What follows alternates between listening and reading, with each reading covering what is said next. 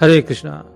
इस वीडियो में हम जानेंगे कि किस प्रकार गर्ग मुनि की आज्ञा से देवकी एवं वसुदेव जी का विवाह होता है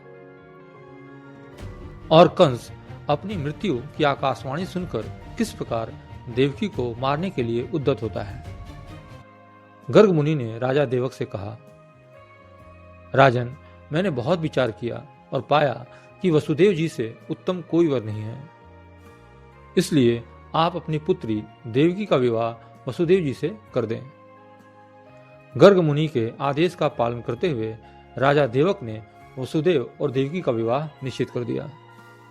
विवाह विधि पूर्वक संपन्न हुआ और विदाई का समय आया। वसुदेव जी घोड़ों से सुसज्जित रथ पर सवार हुए, जिसमें उनकी नवविवाहिता पत्नी देवकी भी थी।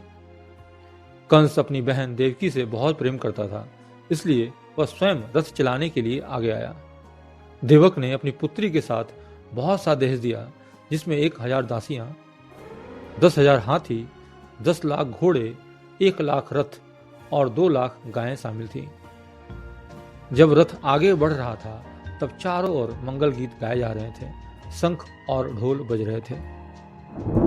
तभी अचानक आकाशवाणी हुई, अरे कंस, जिस बहन को तू प्रेम से विदा कर रहा है, उसी का 8वां पुत्र तेरा वध करेगा। आकाशवाणी सुनकर कंस भयंकर क्रोधित हो गया। उसने तुरंत तलवार निकाली और अपनी बहन देवकी के केस पकड़कर उसे मारने के लिए तैयार हो गया। पूरे राज दरबार में सन्नाटा छा गया, बाजे बंद हो गए और सभी भयभीत हो गए। उस समय वसुदेव जी ने कंस को समझाते हुए कहा, राजन, आप वीर और दयालु हैं। आपने अब तक किसी स्त्री पर हाथ नहीं उठाया, फिर अपनी सगी बहन को क्यों मारना चाहते हैं? देवकी ने आपका क्या बिगाड़ा है? लेकिन कंस पर कोई असर नहीं हुआ। तब वसुदेव जी ने एक और उपाय सोचा और कहा, राजन, आपको देवकी से कोई भय नहीं होना चाहिए। आकाशवाणी के अनुसार उसका संतान ही आपका शत्रु होगा, इसलिए मैं वचन देता हूं कि इसकी जो भी संतान होगी उसे आपके हवाले कर दूंगा।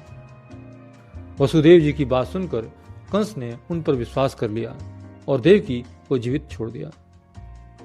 वह संतुष्ट होकर अपने महल लौट गया, जबकि वसुदेव जी देवकी के साथ अपने घर चले गए।